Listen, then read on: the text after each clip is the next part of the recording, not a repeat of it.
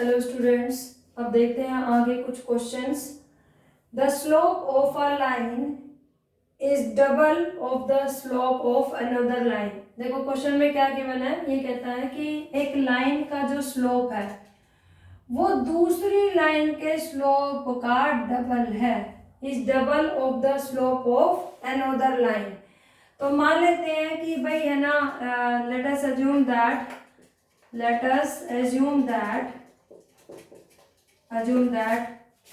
Slope of, जो ये दो लाइन कह रहा है ना, मैं उसको बोल देती हूँ slope of line 1 and slope of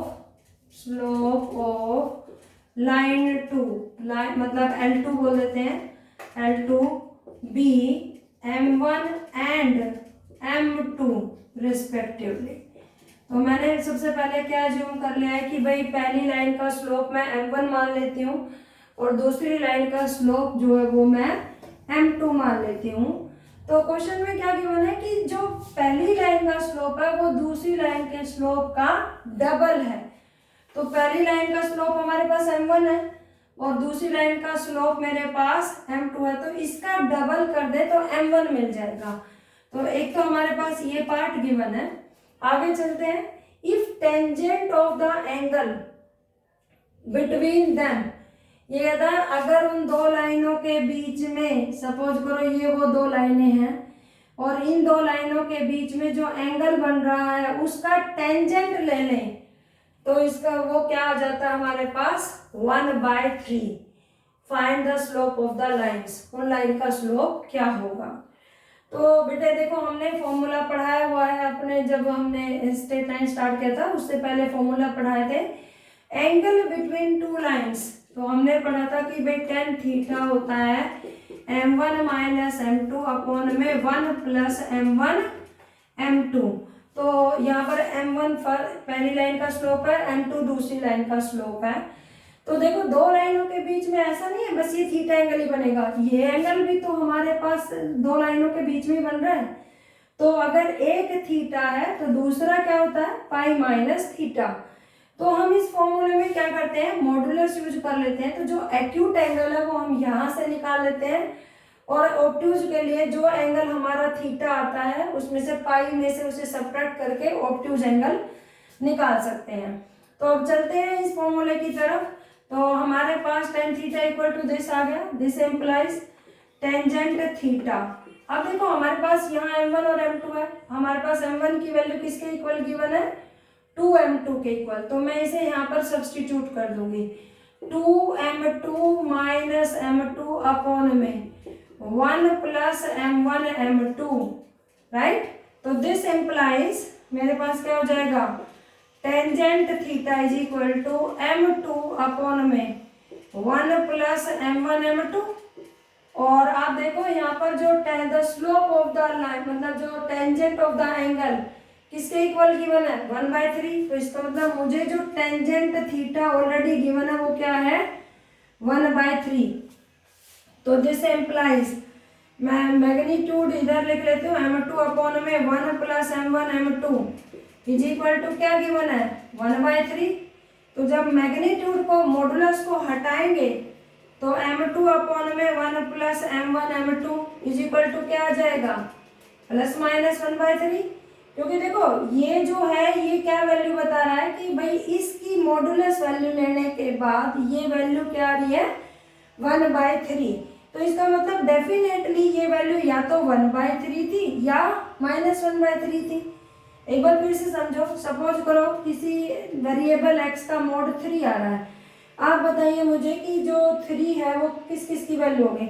अगर मैं x को 3 रख दूं तो भी आंसर 3 आएगा। अगर मैं x की जगह -3 रखती हूँ तो भी तो आंसर 3 ही देगा। इसका मतलब है कि यहाँ पर x की दो वैल्यू पॉसिबल है, इधर +3 और -3। तो यही काम मैंने किया कि ये कहता है कि इस वैल्यू का मोड लेने के बाद ये वैल्यू क्या आ रही है 1/3। तो इसका मतलब डेफिनेटली ये वैल्यू या तो 1/3 है या -1/3 है। आई थिंक समझ आ गया होगा। तो अब हम देखते हैं दिस एम्प्लाइज यहाँ से, अच्छा मैंने M1 यहाँ रिप्लेस नहीं किया, M1 यहाँ पर भी जब मैं रिप्लेस करती तो यहाँ पर 2m2 आ जाता जो कि 2m2 का होल स्क्वायर हो जाता। तो यहाँ पर सब जगह हम अपना 2m2 का स्क्वायर कर देंगे, 2m2 का स्क्वायर। अब हम दो केस ले लेते हैं, एक बार क्या ले लेंगे 1/3 और एक बार -1/3। तो जब मैंने m2 अपॉन में 1 प्लस 2m2 का स्क्वायर 1/3 लेंगे, एक बार m2 अपॉन में 1 प्लस 2m2 का स्क्वायर -1/3 लेंगे। तो यहाँ पर जब हम क्रॉस मल्टीप्लाई करेंगे तो 3m2 is equal to 2m2 का स्क्वायर प्लस 1, ये इधर चला जाएगा और ये इधर आ जाएगा। This implies 2m2 square minus 3m2 plus 1 equal to 0। तो यहाँ से हमारे पास इसके दो फैक्टर बन जाएंगे, एक बनेगा 2m2 माइनस 1 और दूसरा बनेगा m2 माइनस 1। तो हमारे पास ये दो बनने के बाद m2 की वैल्यू यहाँ से फर्स्ट फैक्टर से क्या आ जाएगी 1/2 और सेकंड फैक्टर से m2 की वैल्यू क्या आ जाएगी 1। तो अगर देखो एक पेयर तैयार हो जाएगा कि m2 अगर 1/2 है तो m1 की वैल्यू किसके इक्वल है 2 times of m2, 2 times of. तो इसका मतलब m1 क्या आ जाएगा 2 इंटू 1/2 दैट इज 1। और अगर m2 1 है तो m1 क्या आ जाएगा 2। ठीक है, हमारे पास सिमिलरली जब इसे हम क्रॉस मल्टीप्लाई करेंगे तो 3m2 is equal to -1 minus 2m2 का स्क्वायर, यहाँ से क्वाड्रेटिक इक्वेशन आ जाएगी। इसको मैं दोनों को इधर की साइड ले आऊंगी, 2m2 square plus 3m2 plus 1 equal to 0। तो यहाँ से मेरे पास फैक्टर बनेंगे 2m2 प्लस 1 और m2 प्लस 1 इक्वल टू 0। तो m2 की वैल्यू दो आएगी, एक आएगी -1/2 और एक आएगी -1। तो हमारे पास यहाँ से m2 अगर -1/2 है तो m1 उसका ट्वाइस है तो -1 हो जाएगा, और जब अगर -1 है तो वो क्या हो जाएगा -2। तो इस तरह से हमारे पास 4 पेयर तैयार हो चुके हैं। एक पेयर हमारे पास इसका बनेगा, एक पेयर इस वाले का बनेगा, एक पेयर इसका बनेगा और एक पेयर इसका बन जाएगा। ठीक है, तो हमारे पास द पॉसिबल स्लोप्स आर, तो यहाँ पर हम लिख देते हैं। पहला क्या आया था हमारे पास m1 1 और m2 1/2। तो m1 1 है और m2 1/2 है। दूसरा आया है m1 2 है और m2 उसका 1 है। तीसरा ये आया है, इसमें m1 की वैल्यू क्या आई है m1 -1 और m2 क्या आया है -1/2। And the fourth is m1 है हमारे पास -2 और m2 है -1। तो दीज आर 4 पॉसिबिलिटी। ओके, एक बार फिर से देख लीजिए बच्चों। The slope of a line is double of the slope of another line. Question में गिवन था कि एक लाइन का स्लोप है वो दूसरी लाइन के स्लोप का डबल है, और tangent of the angle between them is 1/3। उन दोनों लाइन के बीच में जो एंगल फॉर्म हो रहा है उसका अगर मैं टेंजेंट ले लूँ तो उसकी वैल्यू 1/3 है। तो क्वेश्चन था कि find the slope of the line, आपको उन लाइन का स्लोप निकालना है। तो मैंने मान लिया कि भाई जो पहली लाइन है उसको L1 मान लिया, दूसरी लाइन को L2 मान लिया। L1 के कोरस्पॉन्ड मैंने M1 स्लोप लिया है और L2 के कोरस्पॉन्ड मैंने M2 स्लोप ले लिया है। ठीक है, तो हमारे पास दो स्लोप आ गए, लाइन 1 का M1, लाइन 2 का M2। क्वेश्चन में दो चीजें गिवन है। वन इज कि पहली लाइन का जो लाइन है, कोई भी एक लाइन ले लीजिए, उसका स्लोप दूसरी लाइन के स्लोप का ट्वाइस है। तो m1 इस बिहाफ पर किसके बराबर हो गया 2m2 के बराबर। और सेकंड जो गिवन था वो गिवन था कि अगर उन दो लाइनों के बीच में थीटा एंगल बन रहा है और उसका टेंजेंट ले ले तो उसकी वैल्यू 1/3 है। तो दो चीजें हमें गिवन थी। अब हमने ये फॉर्मूला पढ़ रखा है कि अगर दो लाइनों के बीच में थीटा एंगल बन रहा है तो उसको निकालने के लिए हमने ये फॉर्मूला पढ़ रखा है कि tan theta equal to this magnitude of this. यहाँ पर हमें क्या करना है m1 की वैल्यू पुट कर देनी है, वो क्या है 2m2। तो मैंने यहाँ 2m2 रख दिया ऊपर भी और नीचे भी। तो यहाँ सॉरी मैंने मतलब बाद में रखा था ये 2m2, तो ये ऐसे हो जाएगा, तो ये आ जाएगा m2 अपॉन में 1 प्लस 2m2 का स्क्वायर। तो यहाँ पर ये मॉडुलस वैल्यू थी, तो tan थीटा किसके गिवन था 1/3 के, तो मैंने tan थीटा को 1/3 रख दिया और इसको लेफ्ट साइड में लिख दिया। फिर मैंने कंसेप्ट सिखाया था कि जब मॉडुलस हटेगा तो यहाँ पर क्या आ जाएगा प्लस माइनस 1/3, क्योंकि देखो इसकी वैल्यू का मोड 1/3 है, तो जो ये मॉडुलस के अंदर वैल्यू है ये -1/3 होगी तब भी आंसर 1/3 देगी, और प्लस 1/3 होगी तब भी 1/3 देगी। तो देयर आर टू पॉसिबिलिटी, तो इसकी वैल्यू हमारे पास प्लस माइनस 1/3 हो गई। अब मेरे पास दो केस हो गए, ईदर दिस वैल्यू इज 1/3 और दिस वैल्यू इज -1/3। तो मैंने ये 1/3 रखा और दूसरे केस में -1/3 रखा। देन क्रॉस मल्टीप्लाई होने के बाद मेरे पास एक क्वाड्रेटिक इक्वेशन आ जाती है, उसके फैक्टर करते हैं, m2 की दो वैल्यू आ जाती है, एक आ जाती है 1/2, दूसरी वैल्यू आ जाती है 1। ठीक है, m2 की वैल्यू मिलने के बाद m1 को कैसे निकाल सकते हैं, m1 जो है वो m2 का ट्वाइस है, तो m1 मिल जाएगा, यहाँ से भी m1 मिल जाएगा। सिमिलरली जब इस वैल्यू को मैं -1/3 लेती हूँ तो अगेन एक क्वाड्रेटिक इक्वेशन फॉर्म होती है, उसको सिंप्लीफाई करते हैं तो m2 की दो वैल्यू आ जाती है, एक आती है -1/2, दूसरी आती है -1, फिर m1 निकाल लेते हैं। तो हमारे पास चार पेयर तैयार हो जाते हैं कि जब m1 1 है तो m2 1/2 है, m1 2 है तो m2 1 है, m1 -1 है तो m2 -1/2 होना चाहिए, और m1 -2 है तो m2 -1 होना चाहिए। नेक्स्ट क्वेश्चन पर आते हैं। नेक्स्ट क्वेश्चन क्या कहता है, a line passes through x1 y1, एक पॉइंट इससे गुजर रही है, एंड hk, और दूसरा पॉइंट क्या है बच्चों hk। If slope of the line is m, कहता है कि उस लाइन जो लाइन इन दो पॉइंट से गुजर रही है ना उनका स्लोप m है, तो आपको प्रूव करना show that this value is equal to this.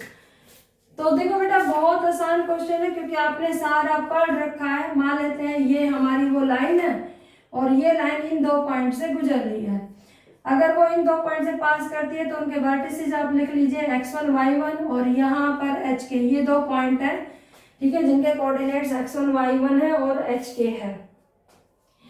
तो सॉल्यूशन देखते हैं। तो देखो हमने 2 पॉइंट फॉर्म में स्लोप पढ़ रखा है ना लाइन का, फॉर्मूला होता है y2 माइनस y1 अपॉन में x2 माइनस x1, तो उसे यूज करेंगे, क्योंकि आगे क्वेश्चन में दिया भी है कि स्लोप उस लाइन का कितना है m, तो हम कहेंगे कि उस लाइन का स्लोप m है, और बाकी हम दो पॉइंट से भी निकाल सकते हैं। तो m की वैल्यू क्या हो जाएगी k माइनस y1 अपॉन में h माइनस x1।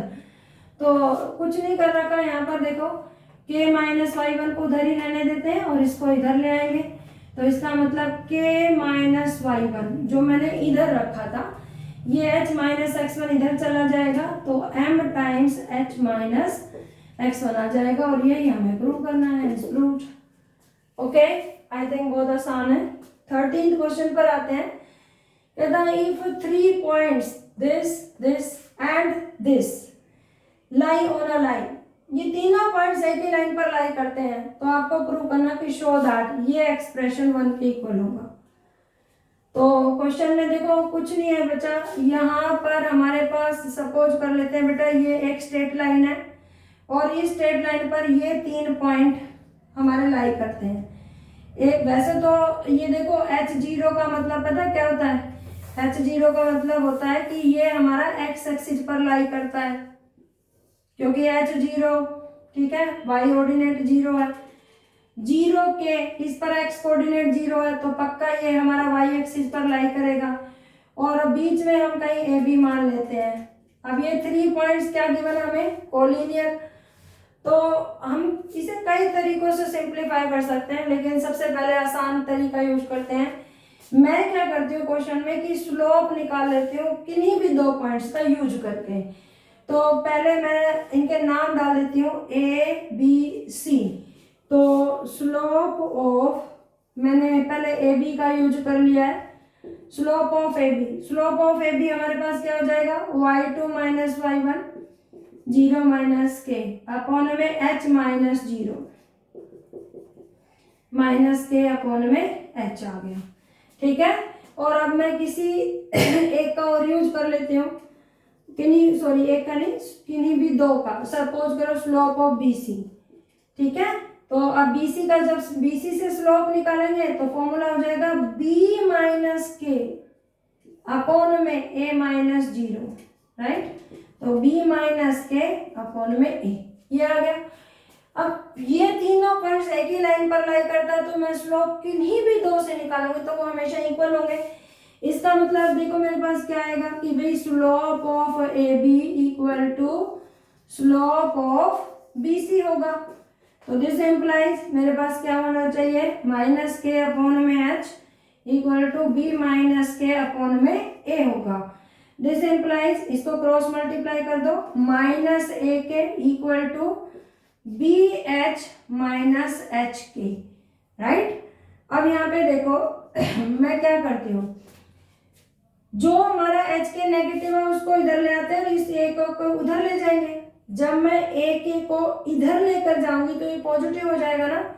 तो सपोज करो BH वहां ऑलरेडी था और A के को जब मैं उधर ले गई तो वो पॉजिटिव हो गया, ठीक है। ये दोनों टर्म इधर की साइड चलेगी तो ये इधर आ जाएगा, तो ये बन जाएगा H के, क्योंकि ये नेगेटिव है, इधर आके पॉजिटिव हो जाएगा। लेकिन एक्सप्रेशन कुछ और कहता है, A अपॉन में H प्लस B अपॉन के इक्वल टू 1।